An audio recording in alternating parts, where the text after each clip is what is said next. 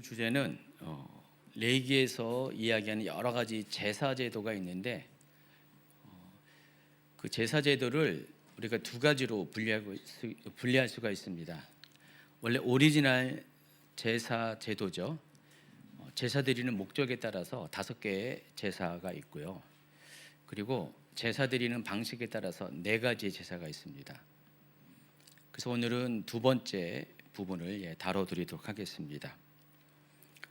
여러분 아시다시피 레위기의 말씀은 하나님께서 직접 말씀하시는 것들로 거의 구성되어 있습니다.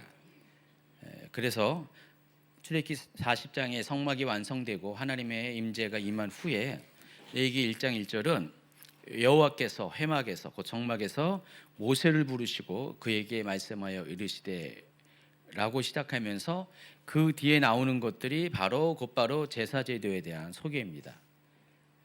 그래서 그 레위기는 전체적으로 하나님과 우리가 어떻게 만날 수 있는가, 그 루트에 대해서, 그 통로에 대해서, 다른 말로 하나님과 우리의 사이를 연결시킬 수 있는 그 다리 브릿지에 대해서 소개하는 것이 레위기서의 성격입니다.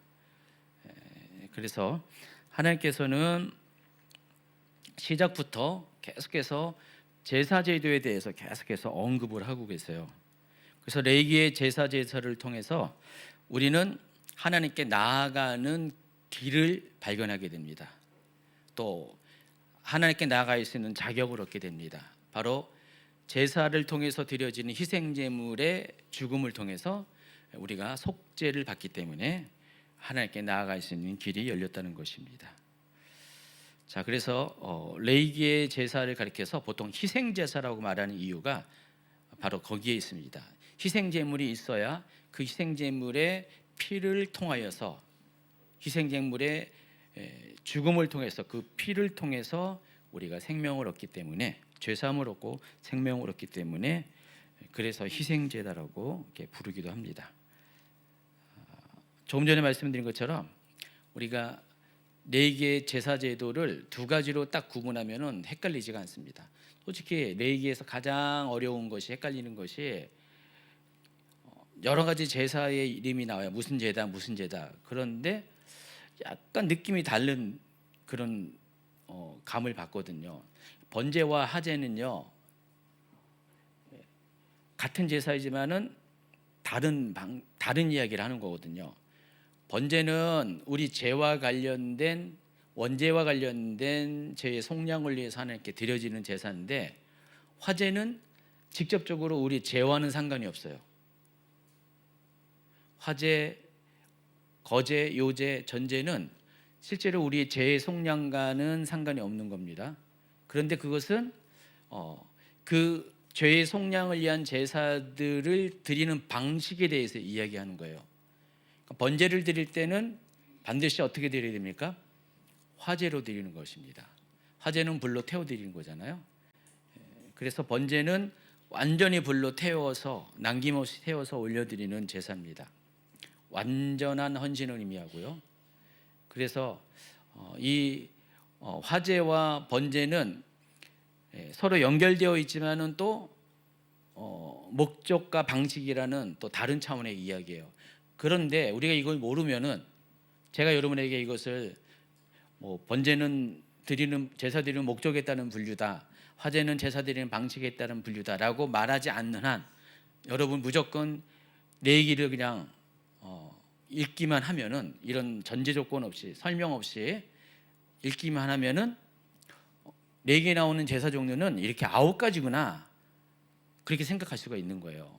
구분이 안 되는 거예요. 그래서 요 2가지의 큰 구분만 이해하면은 레위기의 제사 제도는 크게 어렵지가 않아요. 읽어도 여러분이 헷갈리지 않는다는 것입니다. 이것은 번제인데 화제라, 이런 표현이 나오거든요. 그럴 때 헷갈릴 수가 없다라는 것입니다. 이것은 번제인데 그 번제를 드리는 방식이 어떻게 한다고요? 화제로 드린다, 그런 뜻이에요. 근데 이것을 모르면은 이게 도대체 뭔 말이야? 라고 헷갈릴 수밖에 없습니다. 그래서 제사 드리는 방법에 따라서 오늘 4가지의 제사를 먼저 소개하고, 제가 인도네시아 다녀온 다음에 2월 달부터는 이제 제사 드리는 목적에 따라서 번제부터 차근차근 설명을 드리겠습니다. 자, 그래서 오늘은 네 가지의 제사, 어떤 제사냐? 제사 드리는 방법에 따른 분류로서 화제, 거제, 요제, 전제 이 네 가지에 대해서 자세히 소개해 드리겠습니다. 먼저 화제입니다. 화제는 영어로 파이어 오퍼링이라고 했습니다. 불로 드리는 제사입니다. 그래서 화제는 어떤 거냐? 그림에 나와 있습니다. 이게 화제입니다.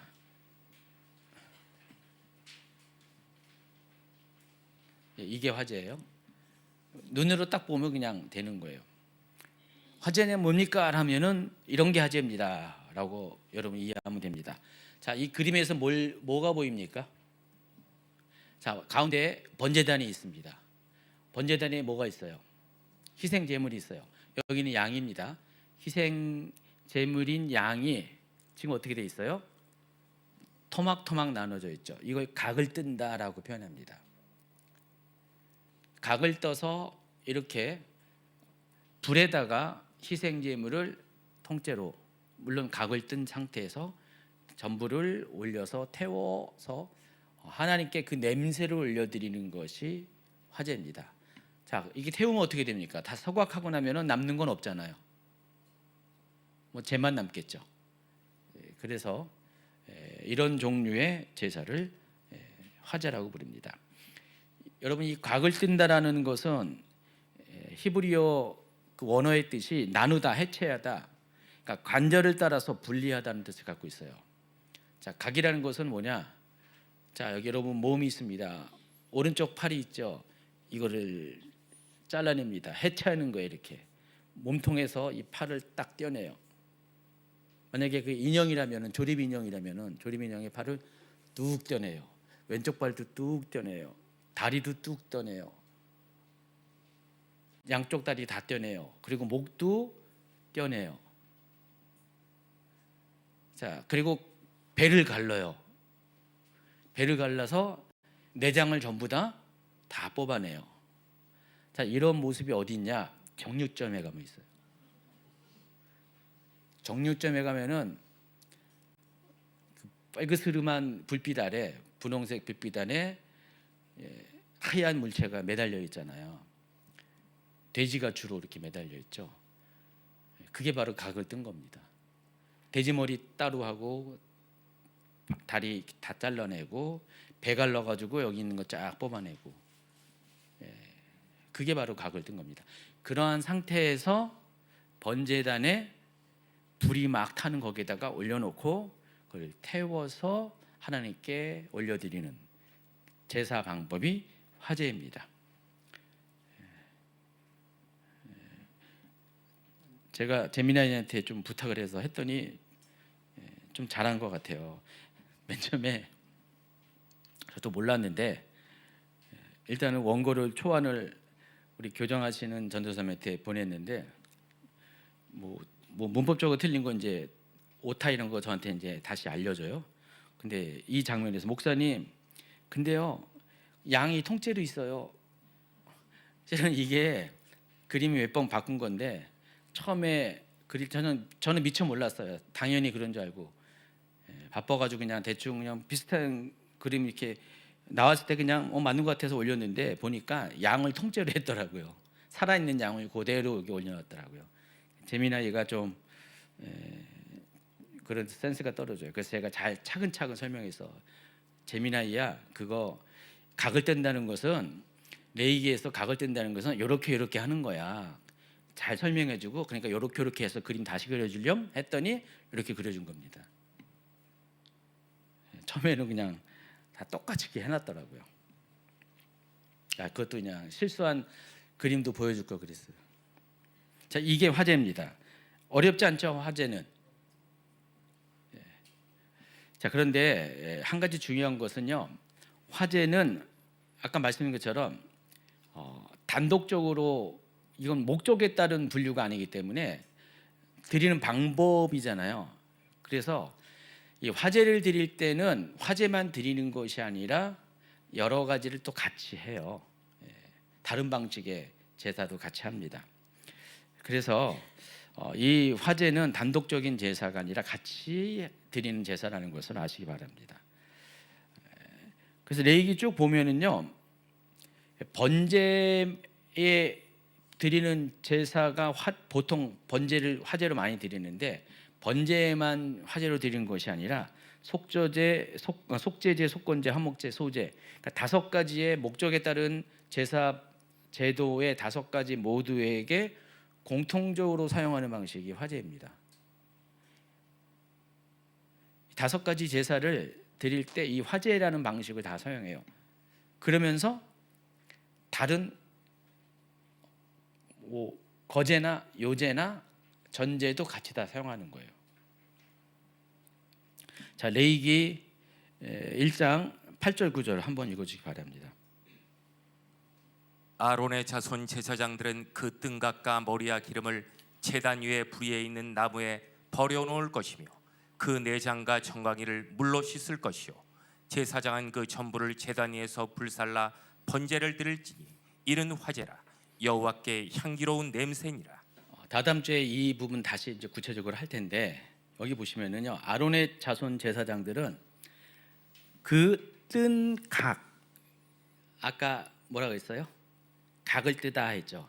각을 뜬다는 것이 아까 그렇게 정육점에 올라가는 그런 식으로 만든 그것과 머리와 기름을 제단 위에 불 위에 나무에 버려놓고 그리고 내장과 정강이를 물로 씻은 다음에 또 그것도 올려놓아서 단위에서 불살라서 번제를 드리는데 그 불살라서 드리는 번제를 가리켜서 뭐라고 부른다고요?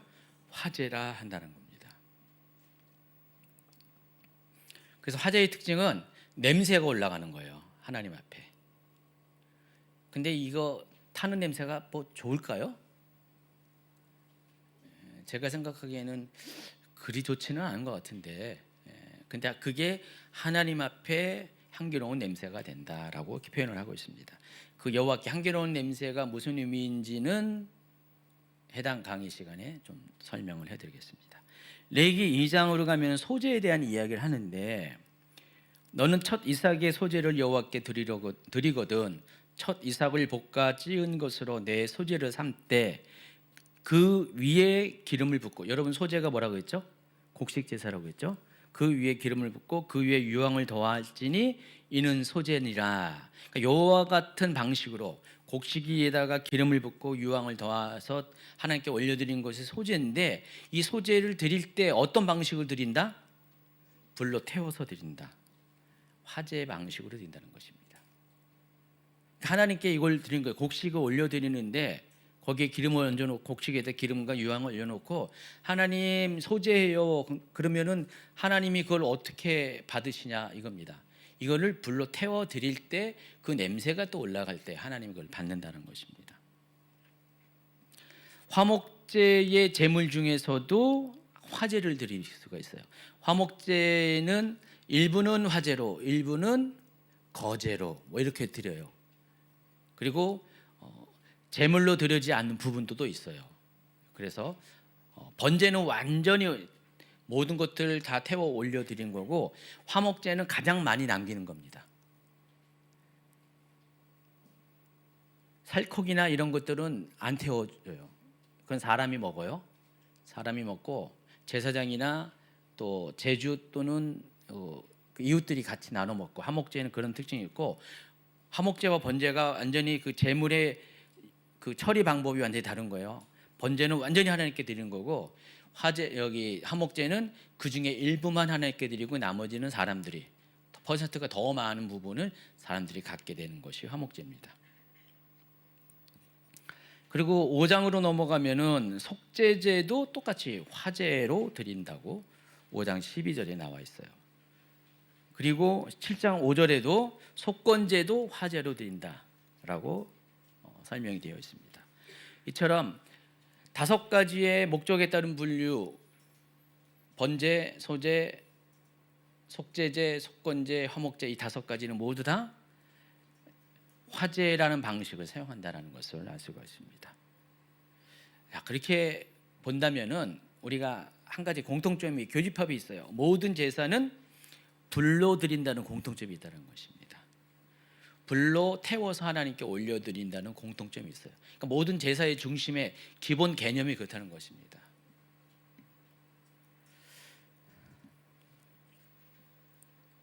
그래서 불로 드리는 이유는 불이 상징하는 것이 곧 거룩과 심판이에요. 그리고 하나님의 임재예요. 하나님은 거룩하시다. 불 같은 거룩이 있어요. 여러분, 불이 왜 거룩한지 아시죠?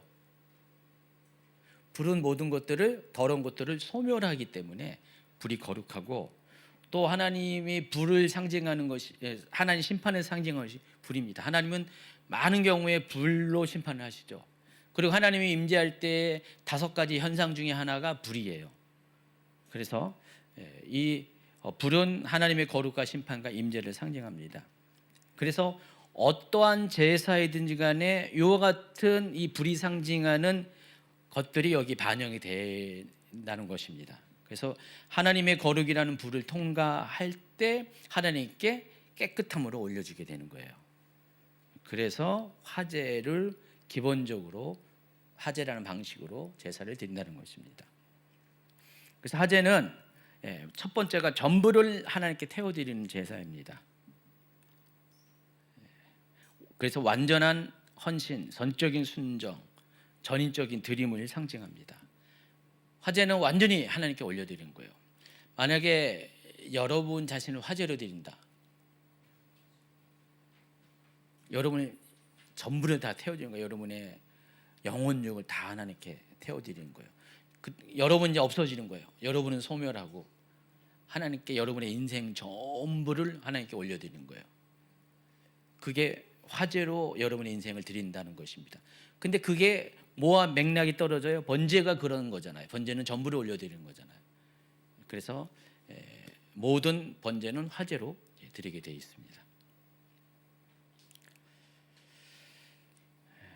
그리고 화제는요, 제사장들만의 일이 아닙니다. 제주라고 하죠. 그러니까 제사를 드리는 당사자, 호스트라고 부르잖아요. 영어에서 호스트. 여러분, 호스트라는 게 뭔지 알죠? 무슨 뭘 이렇게 행사를 할 때 초청하고 관리하고 하는 그 행사의 주인이 되는 게 호스트라고 그러죠. 이 제사의 호스트가 제주예요. 제주.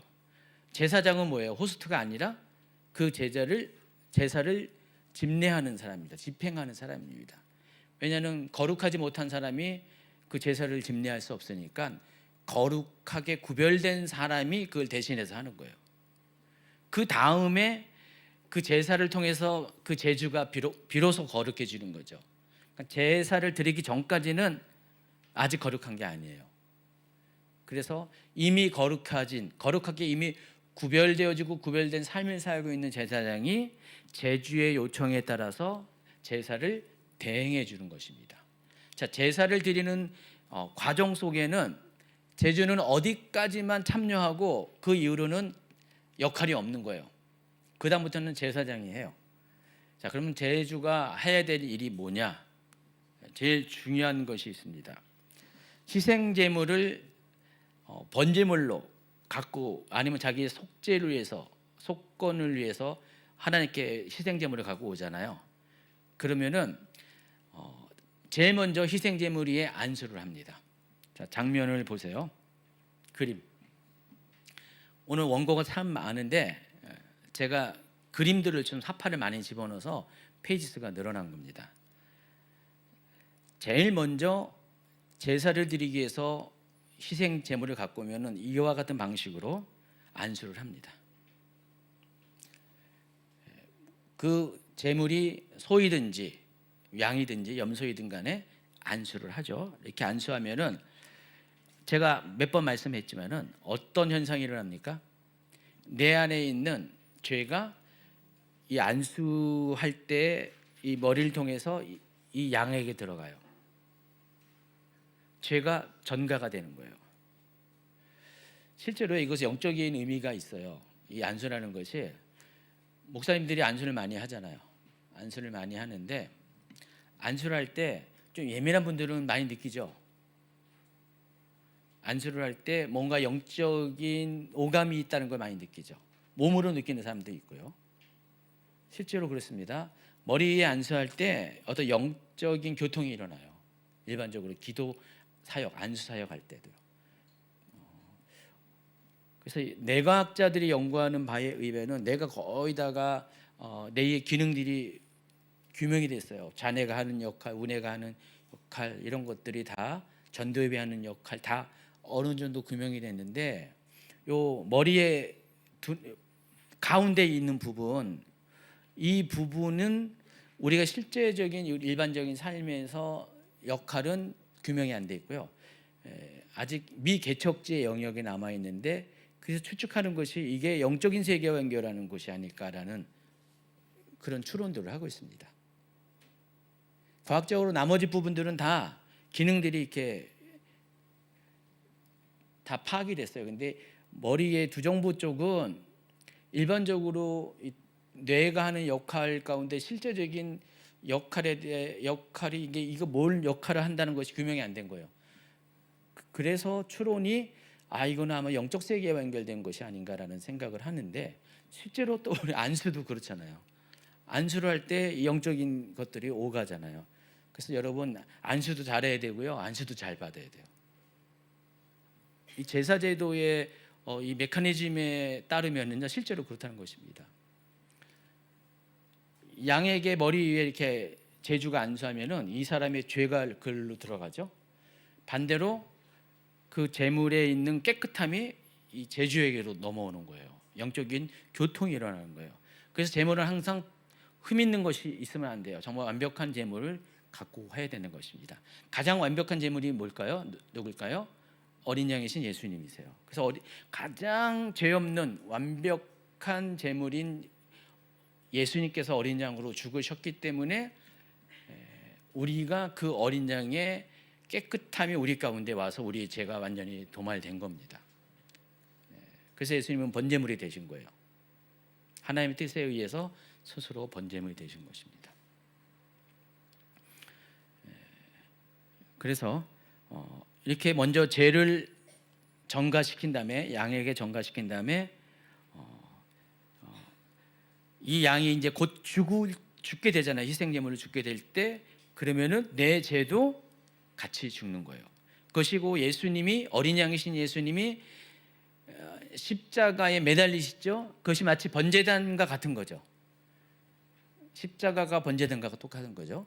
번제단에 이렇게 올려질 때, 십자가 올려질 때 그 십자가에 내 죄가 못 박힌 거예요. 예수님만 못 박힌 게 아니라 내 죄가 못 박힌 거예요. 예수님이 죽으실 때 내 죄도 죽은 거예요.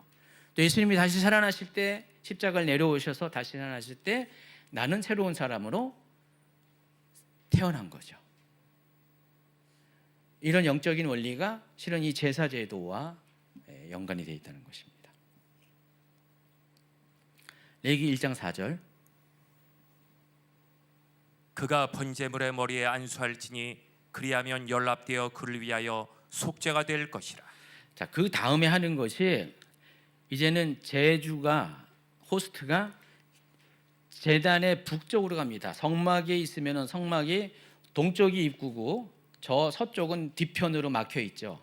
그리고 북편과 남편이 있어요. 이 성막이 이렇게 직사각형반으로 쭉 되어 있죠. 한 50m 정도 되어 있죠. 50m, 25m 되어 있는데 그래서 동쪽에서 짐승을 갖고 들어오고 바로 뜰에서 안수를 해서 죄를 전가한 다음에 곧바로 하는 것이 이 북편 쪽으로 가지고 가서 제주가 이 희생 제물을 직접 죽입니다. 도축을 합니다. 그런 다음에 희생 제물의 가죽을 벗기고요. 양의 가죽을 벗기고 그리고 각을 뜨는 겁니다. 그리고 내장 같은 거 다 뽑아내고 피는 피대로 따로 받아내고. 그러니까 각을 뜨면 이제 피도 없는 거예요. 기름도 다 긁어내는 거예요. 살하고 뼈만 있는 거죠. 그 작업이 이 그림에 나와 있어요. 이렇게.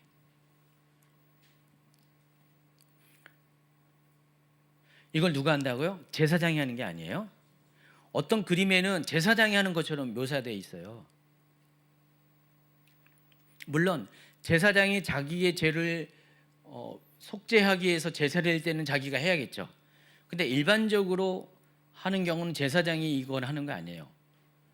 이거는 제주가 하는 거예요. 제사장의 옷이 다 하얀 옷이잖아요.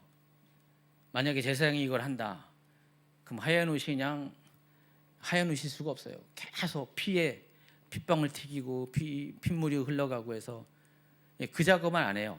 완전히 핏물까지 다 뽑아내고 다 완전히 기름가루, 핏가루 다 이렇게 분리한 모든 이 하는 작업은 제주가 하는 거예요.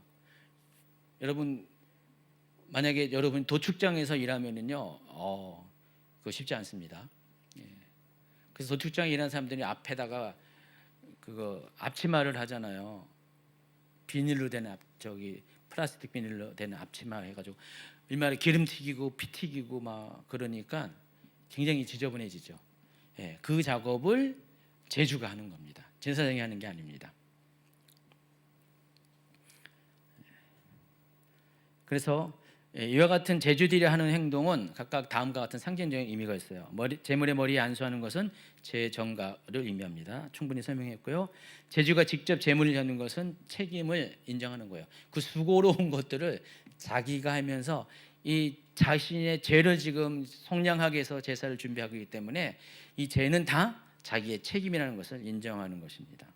그리고 가죽을 벗기고 각을 뜨는 것은 이때 이 동물들이 물론 죽은 거지만 느끼는 이 고통들 이런 것들을 죽음에 대한 고통, 각을 떠는 고통을 이 제주가 또 하면서 체감하는 겁니다. 이거 벗기고 잘라내고 이렇게 할 때 얼마나 그 자체가 고통스럽잖아요. 그래서 우리가 지금 예배를 드리잖아요. 오늘날 우리는 이런 제사는 아니고 우리가 하나님 앞에 예배를 드리는데 사실 예배 자체가 우리가 알고 있는 예배는 하나님께 정말 기쁨과 거룩함으로 즐거움으로 나아가는 건데 실은 우리가 드리는 예배의 시작은 실은 제2의 고백부터 시작해서 내면에 하나님 앞에 나와서 자신의 내면을 성찰하는 그 고통의 시간도 포함되는 거예요. 그래서 하나님 앞에 예배할 때 막 회개하고 막 울고 이런 것들은 정상이에요. 지극히 정상이죠.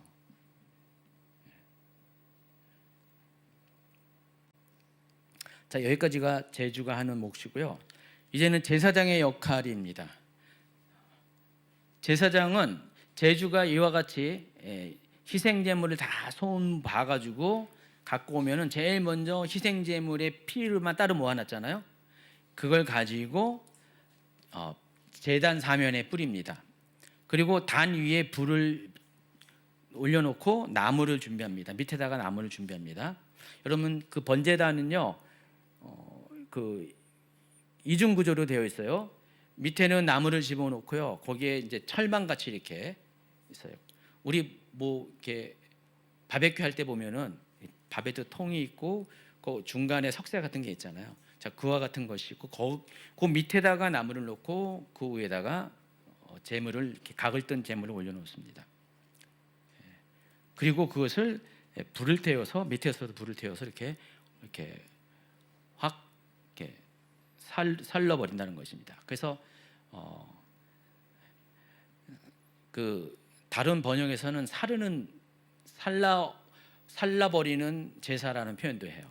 불을 살라가지고 아마 이때 이 불길이 대단할 것 같아요. 화력이 그냥 조그맣게 타는 게 아니라 모닥불 수준이 아니라 그냥 활활 타는 그와 같은 강력한 불이 될 겁니다.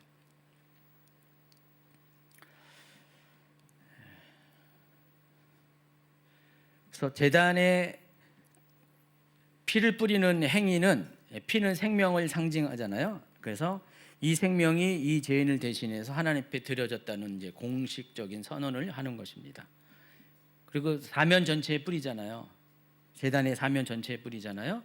그래서 속죄가 부분적인 것이 아니라 전면적인 것이다라는 것을 의미합니다.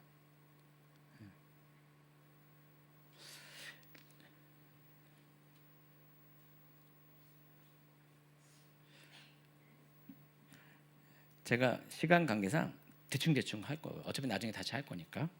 그리고 각을 뜬 제물과 머리와 기름을 올려놓는 행위는요.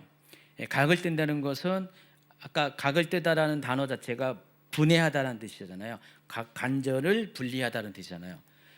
그래서 우리의 삶을 다 분리해 가지고 우리의 현실, 있는 현실, 각각의 현실들을 다 하나님께 올려드리는 그런 행위로 볼 수가 있습니다. 머리는 따로 올려드리잖아요. 머리 잘라가지고. 머리가 의미하는 게 우리 속에 있는 생각이죠.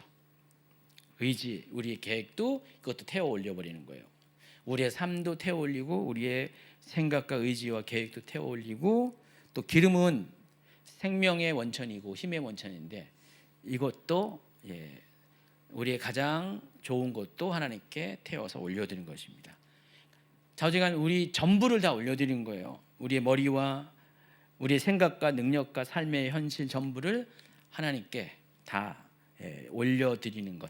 그래서 이 번제로 드리는, 화제로 드리는 이 번제는 우리의 삶의 전인적인 하나님 앞에 헌신을 의미하는 것입니다. 전부를 드리는 것입니다. 그래서 만약에 번제를 드릴 때 일부를 남겨놨다, 그럼 번제를 드린 게 아니에요. 전부를 드린 게 번제라는 것을 아시기 바랍니다. 내장은 마음과 동기의 숨은 생각을 말하고, 정강이 다리는 삶의 행위를 의미하고요. 그것을 물을 쓰린다는 것은 정결케 하는 것을 의미합니다. 이와 같은 행위 하나하나가 다 나름대로의 상징성을 갖고 있다는 것입니다. 그래서 이 모든 것들을 가지고 하나님께 화제로 불사르는 행위를 통해서 남김이 없이 완전히 하나님께 드리는 겁니다. 그리고 또 이 번제는 되돌릴 수가 없는 거잖아요. 한번 다 태워버리면요, 원위치가 안 되는 것입니다. 그 전적인 헌신을 의미하는 것입니다. 이때 제사장은 단지 이것을 집행하는 그런 수준의 사람이 아니라 죄인이 하나님께 나아갈 수 있도록 돕는 중보자의 역할을 합니다. 만약에 제사장이 없으면은 그 어느 누구도 제사를 드릴 수가 없는 거예요. 그 제사장은 하나님과 나 사이에, 죄인 사이에 중보자 역할을 합니다. 그리고 이 제사가 이제 완성이 되는 것들을 다 마감하는 사람이 제사장이잖아요. 그래서 속죄가 완성되었음을 선포하는 증인이 됩니다. 그러니까 제사장이 이 모든 과정을 다 실행하면서 다 끝나면 이제 당신은 이제 속죄되었습니다라고 선언하고, 그게 바로 증인이 된다는 것입니다. 그래서 오늘날 말하면은 예배가 거룩함을 잃지 않도록 지키는 파수꾼의 역할이 제사장입니다. 가령 이제 오늘날 물론 여러분들 다 왕 같은 제사장이지만은 특히 예배의 현장 안에서 예배를 인도하는 예배자들, 사역자들, 예배 사역자들, 가령 뭐 예배 전체의 중요한 역할을 하는 저 같은 사람들은 만약에 목사님이 이제 예배를 이렇게 인도하지 않는다면은 예배를 인도하는 것과 안 하는 것은 차이가 있을 수밖에 없어요. 그러니까 목사님들이 예배를 진행하면서 사람들 하여금 가장 하나님이 기뻐하는 거룩한 예배로 이끌어가는 역할을 하잖아요. 근데 만약에 이와 같은 역할을 하는 사람이 없고 성도들이 알아서 중구난방으로 이건 이렇게 해야 돼, 이렇게 해야 돼, 저렇게 해야 돼 하다 보면은 아마 예배가 질서 없고 그렇게 될 거예요. 물론 평신도들 모인 가운데도 그 예배 리더가 대부분 있어요. 그렇지만은 만약에 그 리더가 없는 상태에서 예배를 드린 것과 리더가 있는 상태에서 예배 드리는 것은 상당히 차이가 있죠. 이게 옛날에 구약의 제사 제도에도 그렇다는 것입니다.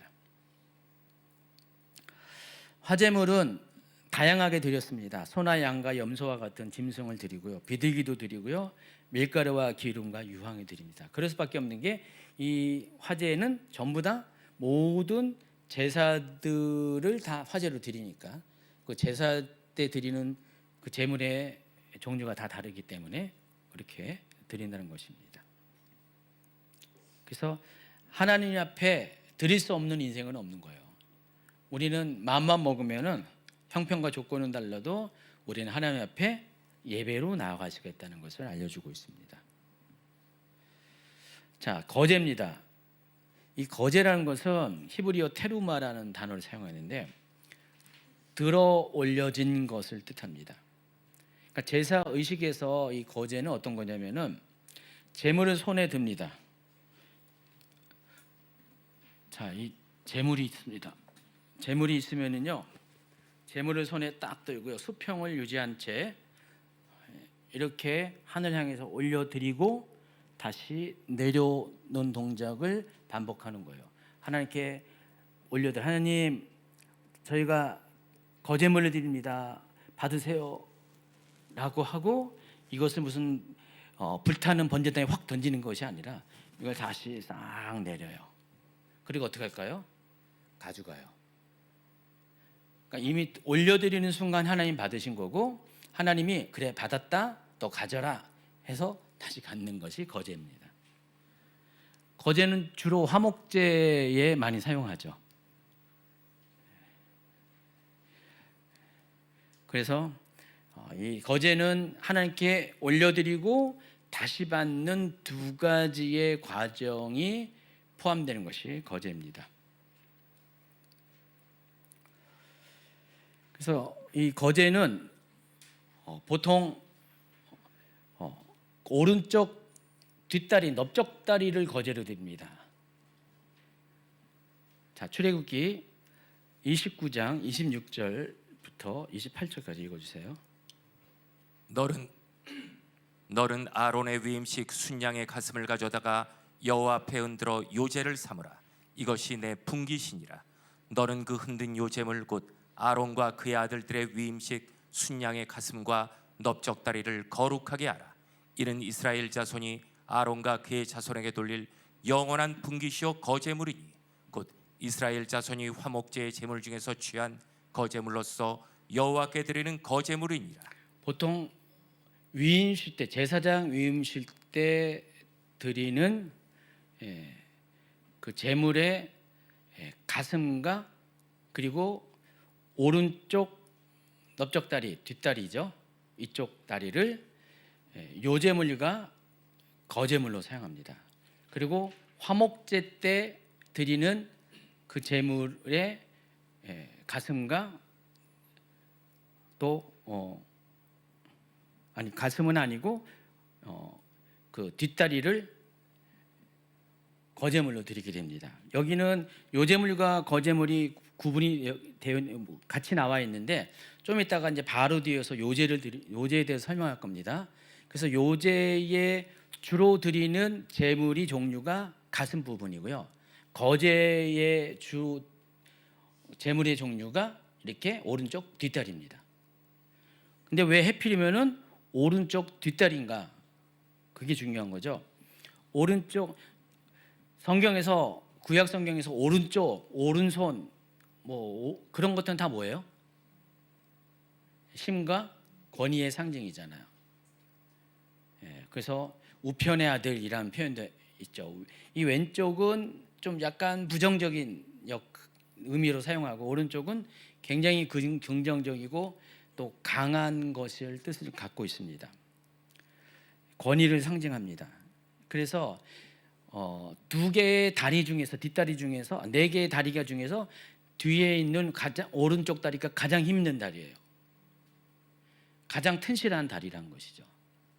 그 가장 좋은 다리를 하나님께 올려드린 것입니다. 이것은 자기의 힘이 아니라 하나님이 주시는 공급하신 힘으로 모든 것을 할 수 있었고, 그것을 하나님께 올려드립니다 라는 표시이기도 합니다.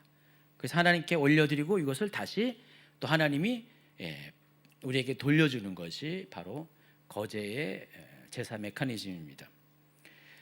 오른쪽 뒷다리만 올려드린 게 아니에요. 거제물은 기름과 포도주와 곡물의 첫 소산도 거제물로 올려드립니다. 민수기 18장에 쭉 나와 있는데 이걸 다 읽을 수는 없고요. 자, 그림에 보시면은요, 자, 이와 같이 오른쪽 뒷다리를 이렇게 올려드리는 것처럼, 자, 이렇게 바구니에다가 이렇게 소제물과 소제물에 해당하는 곡신의 첫 소산, 또 기름, 포도주 이런 것들을 똑같이 이렇게 올려드립니다. 자, 올려드린 다음에 이거는 화재로 태우는 게 아니라서 없어지는 게 아니잖아요. 이건 다시 받잖아요. 받아서 각각의 역할에 따라서 이걸 갖게 되는데 주로 제사장들이 이것을 갖게 됩니다.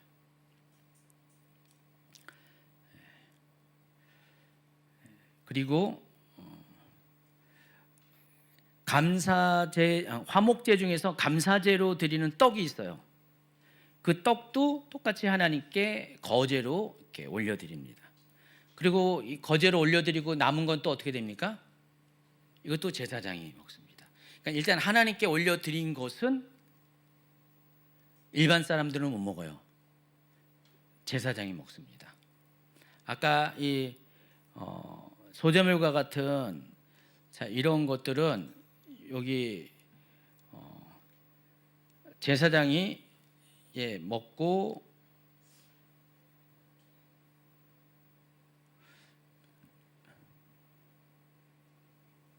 레위인들은 먹는다고 나와 있지 않습니다. 잘 보시면은 민수기 18장을 보세요. 그러니까 다 제사장들이 먹습니다. 또 거제로 드리는 것 중에 하나가 11조와 11조가 있습니다. 여러분 알고 있는 11조는 다 알죠? 옛날에는 11조를 어떻게 드렸어요? 물건으로 드렸잖아요. 그래서 이 11조로 드린 것은 하나님께 이렇게 올려드립니다. 그러면 이 11조는 누구한테 가요? 제사장한테 가요. 그래서 거제는 하나님께 올려드리고 실제로 그것을 취하는 사람들은 다 제사장들이에요. 그리고 나서 제사장들은 자기가 받은 것에 또 11조를 하나님께 올려드립니다.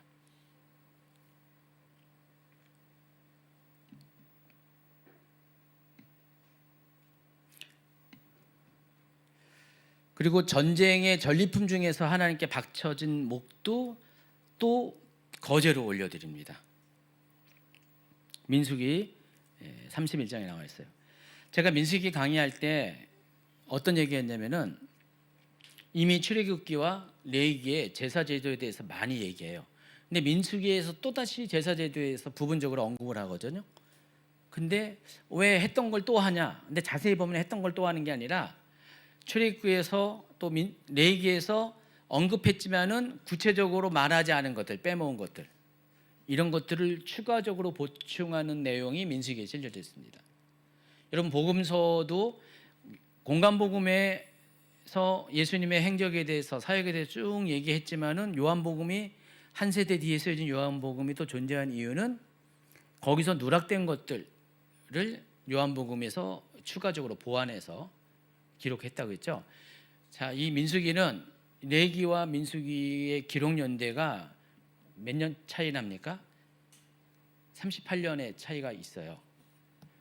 민수기 전체가 되는 게 아니라 요 뒷부분에 이 율법과 관련된, 특히 제사제도와 관련된, 여기 31장이잖아요. 이 부분이 레위기와 저장 연도가 38년 차이 납니다.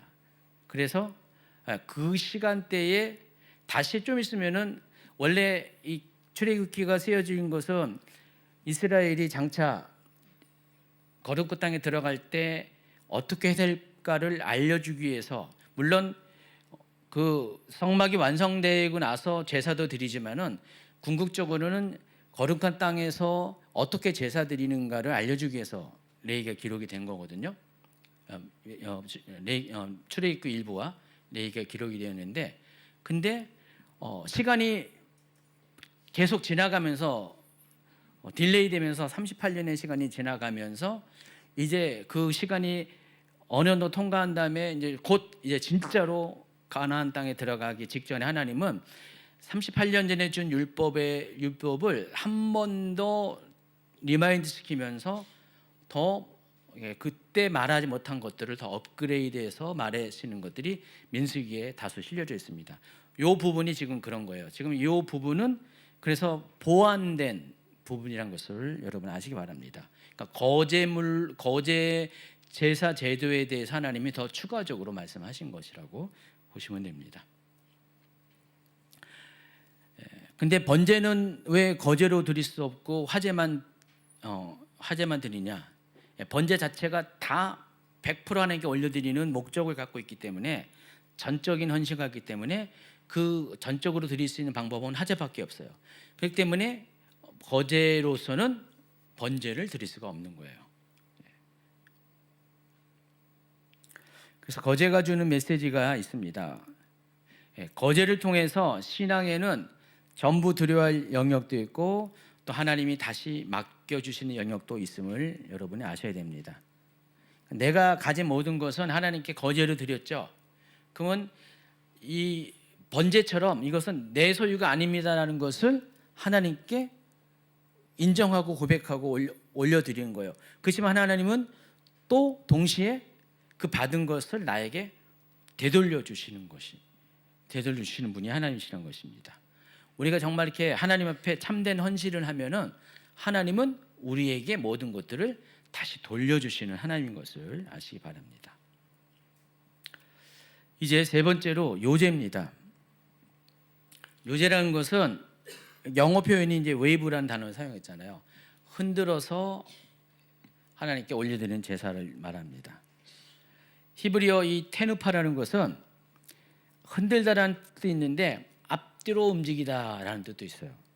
그래서 요제는요, 곡식의 경우는요 이렇게 막 흔들어요. 이렇게 곡식단 주로 어느 때 이거 흔들까요? 하나님께 초실절 때 첫 곡식단을 막 흔들어요.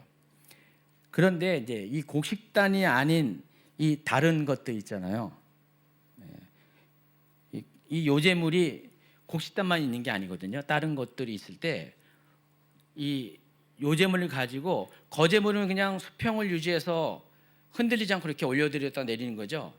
이 요제는 이것을 하나님 앞에 갔다가 이렇게 왔다가 앞뒤로 흔드는 거예요. 이렇게만 흔드는 게 아니라 앞뒤로 이렇게 하나님 받으세요. 다시 또 받고 받으세요. 다시 받고 이렇게 앞뒤로 흔드는 거. 거제는 이렇게 올리는 거고 요제는 앞뒤로 흔들거나 뭐 이렇게도 흔들고 그겁니다. 자, 흔들 때 하나님이 그걸 보시죠. 흔드는 모습을 보면서 하나님 거예요 하면서 할 때 하나님이 보십니다. 그래서 아까 제가 설명한 것처럼 동물의 경우, 희생제물의 경우 거제물은 오른쪽 뒷다리라고 했죠. 넓적다리라고 했죠. 근데 이 요제물은 가슴 부분을 요제물로 드립니다. 요 차이가 있습니다. 그래서 레위기 10장 14, 15절 보면은요, 흔든 가슴과 들어올린 뒷다리 이렇게 표현을 해요. 흔든 가슴은 요제물이다. 들어올린 뒷다리는 거제물이다. 여러분 이렇게 이해하시면 돼요. 흔든 가슴과 들어올린 뒷다리는 너와 내 자녀가 너와 함께 정결한 곳에서 먹을지니 이는 이스라엘 자손의 화목제물 중에서 내 소득과 내 아들들의 소득으로 주신 것임이니라 그랬어요. 지금 제사장에게 하는 말입니다. 제사장이 하는데 그러면 우리가 거제물만 제사장의 몫이 아니라 요제물 또한 제사장의 몫이라는 것을 알 수가 있습니다. 일단 하나님께 드려진 것은 다 제사장이 처리하게 돼 있어요.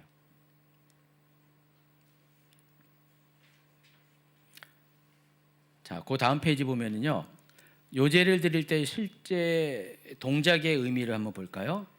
자, 봉헌자의 손바닥 위에 요제물을 올립니다. 이렇게 봉헌자의 손바닥에 요제물을 올립니다. 그러면 그것을 봉헌자가 제주가 제사장에게 전달하는 거예요. 그럼 제사장이 이거 손을 딱 받아요. 이렇게 전달받아요. 그런 다음에 제사장이 이걸 가지고 하나님 앞에 이렇게 흔드는 거예요. 거제는 이렇게 올리는 거고 요제는 앞으로 갔다가 뒤로 갔다. 그게 요제입니다. 근데 이 동작 하나하나가 다 의미가 있는 거예요. 앞으로 내미는 동작은 거제를 들 때 위로 올릴 때 하나님 겁니다라고 하는 것과 똑같이 앞으로 갈 때는 하나님 겁니다. 내릴 때 하나님이 그래 다 받았으니까 이제 너희가 가져. 뒤로 할 때도 하나님께서 그래 이거 너희 거야. 그런 의미입니다. 일단은 드려지고 올려지고 하나님께 다시 받는 것. 이게 거제와 요제의 비슷한 점이에요. 근데 들어 올려지는 구체적인 방식이 들어 올려지냐 아니면은 앞으로 흔들고 뒤로 빼냐, 요 차이가 있다라는 것을 아시기 바랍니다.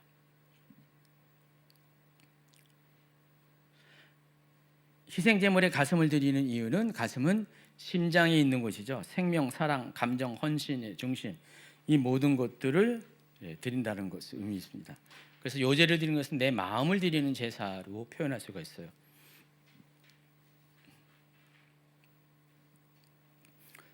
자, 그래서 요제와 거제의 차이점을 표로 그려놨죠. 자, 거제는 동작은 위로 올려드리는 거고, 요제는 앞뒤로 흔드는 거고요. 그래서 거제는 소유의 근원이 하나님 겁니다라는 거고, 요제는 하나님께 드렸다 다시 내게 왔다 하는 것을 반복을 통해서 하나님과의 관계를 계속 오가는 관계로 이렇게 고백하는 제사입니다. 그리고 또 한 가지 특징은요, 이 거제는요 성소 밖에서 드립니다. 근데 요제는 성소 안에서 드립니다. 성소가 뭐죠? 천막을 말하는 겁니다. 회막, 그 성소 안에서. 요제는 성소 안에서, 거제는 성소 밖에서.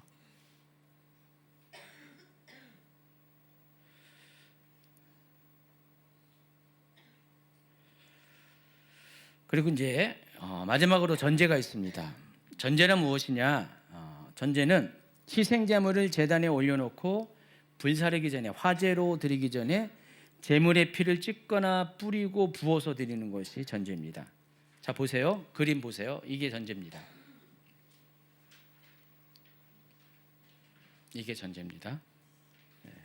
근데 실제 제사에서는 제물 위에 피를 뿌리는 것보다 피를 상징하는 포도주를 부어서 피를 대신합니다. 자, 시편 16편 4절. 다른 신에게 예물을 드리는 자는 괴로움이 더할 것이라.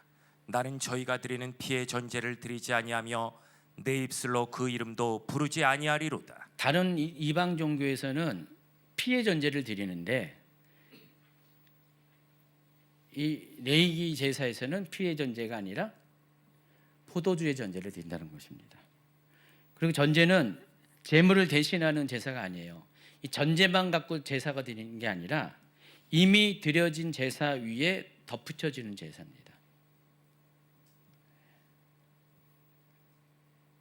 그래서 전제는 항상 다른 제사와 함께 드리는 거예요.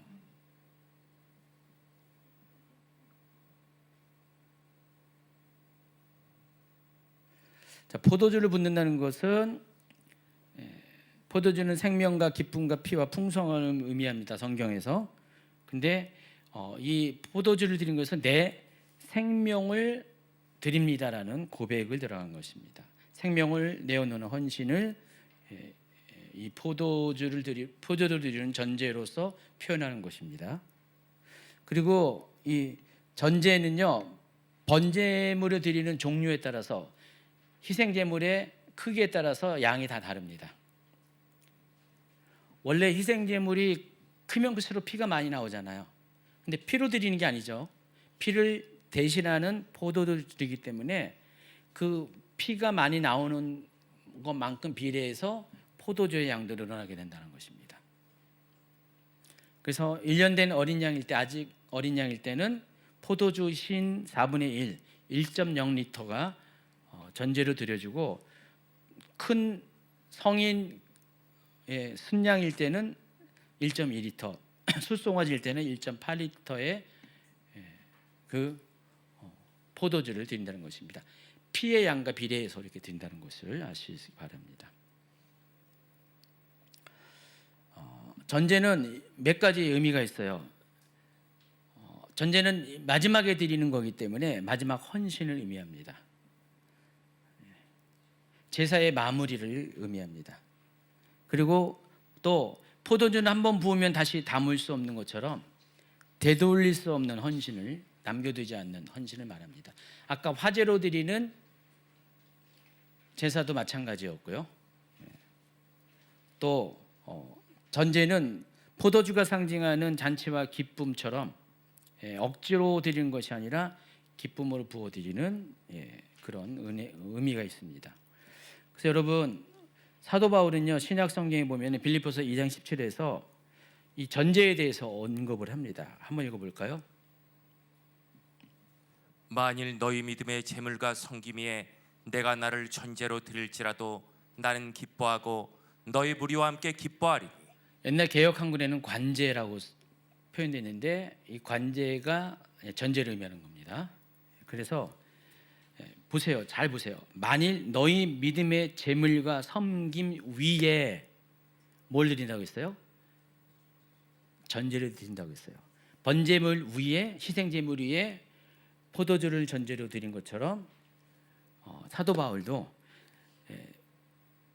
그 빌립보 성도들이 보여준 믿음과 섬김의 제물 위에다가 이제는 자기 자신을 전제로 드리겠다. 그래서 그 하나님께 드리는 제사를 완성시키겠다라는 그와 같은 고백을 하는 것입니다. 실제로 이거 제가 잘못 복사했는데 앞에 보면은 디모데후서 4장 6절에 보면은요 전제와 같이 내가 벌써 부어지고 나의 떠난 시각이 가까웠도다라고 했죠. 그러니까 빌립보서와 디모데후서는 저장 연도가 좀 차이가 나요. 빌립보서는 한 사도 바울의 사역의 중간 정도 시기에 기록된 거라면은 디모데후서는 맨 마지막에 기록된 책입니다. 그러니까 디모데후서를 기록하고 나서 사도 바울은 얼마 후에 순교를 했거든요. 그래서 사도 바울은 자기가 죽음이 임박한 것을 보면서 유언과 같이 이런 고백을 한 겁니다. 전제와 같이, 전제가 제사 중에서 맨 마지막에 행해지는 순서상, 절차상 맨 마지막에 부어지는 포도주가 부어지는 것처럼 나 또한 지금 그와 같은 시간을 보내고 있다라는 것입니다. 이제는 이제 나를 드리는 번제로 드리는 나의 삶이 하나님께 모든 것을 태워드리는 나의 삶이 화제로 드리는 번제와 같은 나의 삶이 이제는 전제를 통해서 마감되는 시간이 다가왔다라는 의미에서 이와 같은 표현을 하는 것입니다. 실제로 사도 바울은 이런 고백을 한 다음에 이제 죽음을 맞이하게 되는 것이에요. 그래서 전제가 주는 메시지는 이런 것입니다. 전제는 우리가 하나님께 드리는 이 사역이 초기의 헌신으로 끝나는 것이 아니라 맨 마지막까지 자신의 모든 것들을 피가 생징하는 포도주를 전제로 드린 것처럼 자신의 생명을 마지막까지 드리는 그런 삶의 예배를 의미하는 것입니다. 그래서 지금까지 우리가 레위기 1장부터 7장에 나타나는 여러 가지 제사 제도에 대해서 그 중에서 제사 드리는 방법에 대해서 4가지를 소개를 했습니다. 여러분이 요 화제와 거제와 요제와 요 전제만 잘 구분하면은 이제 다음 시간에 하는 이 번제부터 쭉 하는 것들은 전혀 어렵지가 않은 거예요. 헷갈리지가 않는 거예요. 그래서 요 4가지는 제사 드리는 방법이었구나라는 것을 여러분이 머릿속에 새겨 두시기 바랍니다. 그래서 다시 한번 이렇게 점검하면 화제는 제물을 불로 태워 전부 하나님께 올려드리는 방식이고 모든 제사의 중심에 놓인 제사 방법입니다. 모든 제사는 다 화제로 드리는 거예요. 5가지의 목적에 따른 분류 5가지 모두는 다 기본적으로 화제로 드린다는 것. 그리고 이 화제가 의미하는 것은 예배와 헌신의 본질은 부분이 아니라 전부를 하나님께 드린다는 것. 여러분이 삶의 예배다, 삶의 제사다.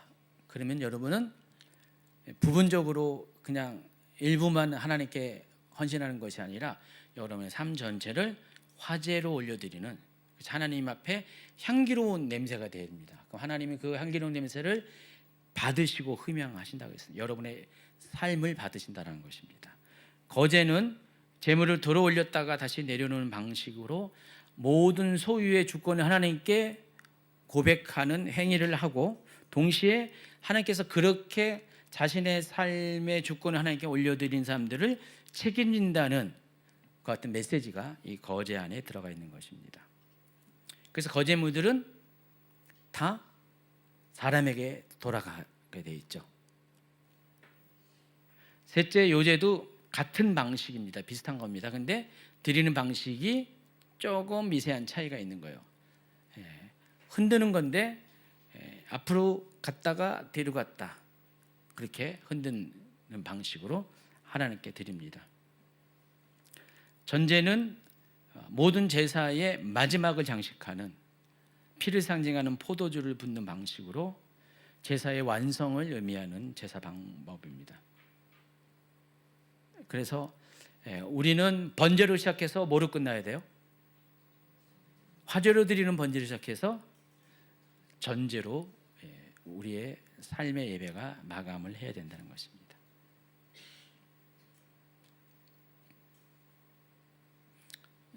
그래서 이 네 가지 제사 방법은 전부를 드리고 하나님께 올려드리고 하나님께 교통하고 자기 생명까지 부는 그와 같은 방식으로